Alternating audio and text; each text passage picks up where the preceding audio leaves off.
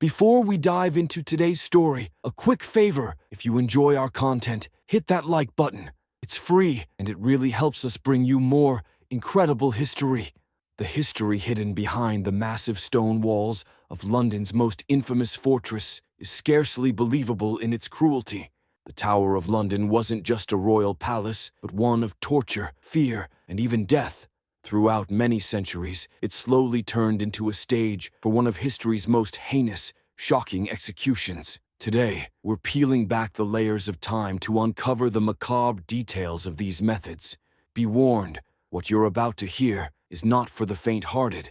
The iconic, oft visited by millions annually Tower of London, yet its imagery, as such, merely tells part of the tale, regarding it as one of Britain's most potent historical emblems. When you stand facing those thick grey walls, you are really standing in the shadow of terror. But to medieval England, the Tower was an apparatus of the monarchy that kept the people cowed and rebellion suppressed.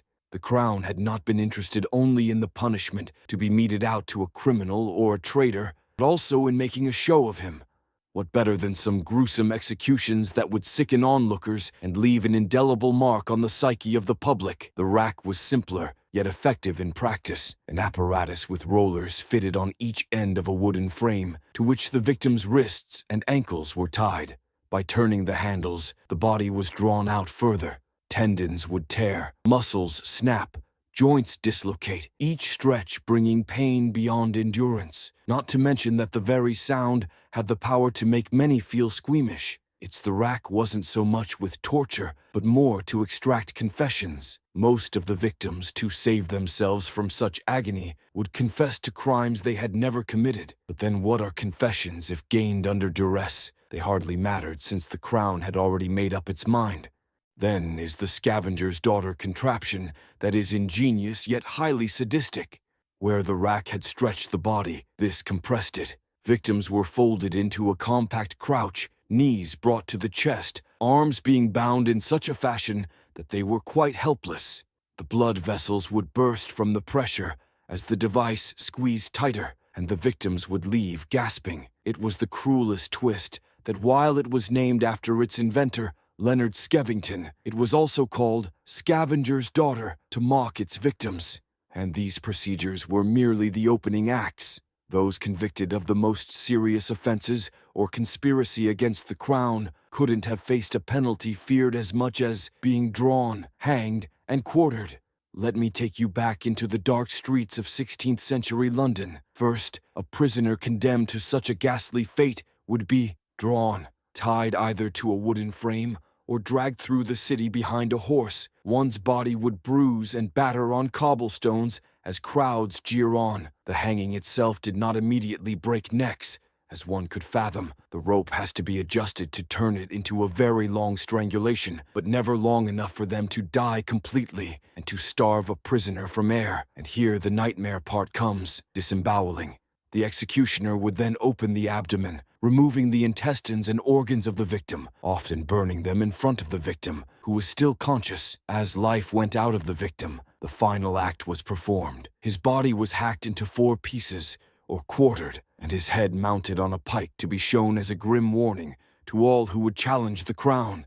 It was not a straightforward execution. It was a piece of theater. The monarchy wanted every onlooker to take home with them something they would remember in a long-lasting sense of awe and subordination. Yet, the psychological impact didn't stop with the victims. Just think about how traumatic it must have been for the witnesses, forced men, women, and even children to stand and observe these atrocities. Well, as despicable as were the methods of execution, the tales of those who underwent it are equally haunting.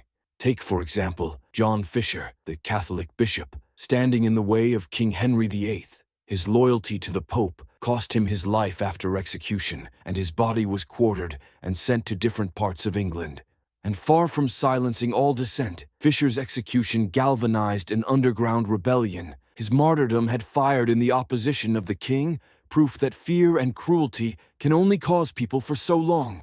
Then there is Anne Askew, one of the few women ever tortured in the Tower. A Protestant reformer, she was interrogated about her faith. She was stretched upon the rack until her joints were dislocated, yet Anne refused to betray her comrades. bravery amidst this impossible pain sent even her executioners afterward into a state of guilt, claiming that echoes of her screams haunted them. These tales remind us that the tower wasn't a spot of suffering only, but it also served as a platform for courage and the irreparable human spirits.